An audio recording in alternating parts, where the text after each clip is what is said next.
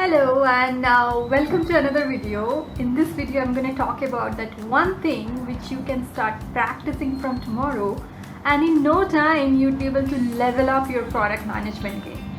So if that sounds interesting, let's dive in. As a product leader, your success greatly depends on your acceptability and credibility. Being able to build trust is the first step towards that journey. In this video, I'll talk about how do you become a better leader through effective listening. And yes, if you can master this art, then in no time you'd find acceptability and credibility among your customers, users, stakeholders, peers, literally anyone within the organization. And you'd also find a lot less resistance in your day-to-day conversations, and you'd be able to navigate through much faster. And most importantly, you'd be able to negotiate much better. Let's now talk about how do you become an effective listener, or in other words, how does that process looks like. It's a 5-step process. It begins by empathizing, understanding, learning, responding, and justifying.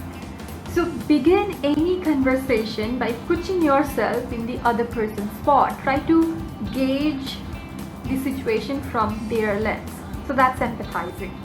Then comes understanding. Try to understand what are their drivers, motivations, what do they really want, what are their core problems for which they have come to you to solve or resolve, right? So that's the crux of the matter, or that's the basic goal of the conversation. So try to understand that.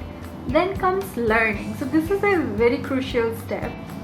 In this phase, talk as little as possible and let the other person spell out what they really want from you. In short term, in mid-term, in longer term, make them talk as much as possible, and ensure that you're listening and absorbing all of this. So once you have, done your job, step 1, 2 and 3, you have absorbed all the information, then you respond. And that should be in line with their interest, your interest, the organization's interest. And if needed, then justify why you're providing option 1 versus option 2, right? In that way, you'd be able to build trust and you'd be able to gain acceptability. They would look at you as someone who's actually interested in solving their problem. So this is how an effective listening looks like. But you know what? Many of us just do 4 and 5. We just respond and try to justify. As a result, we face a lot of friction and we can't really go about and convince the other person. Many times it's something that is, or that whatever we present is of our interest and we haven't even listened to the other party.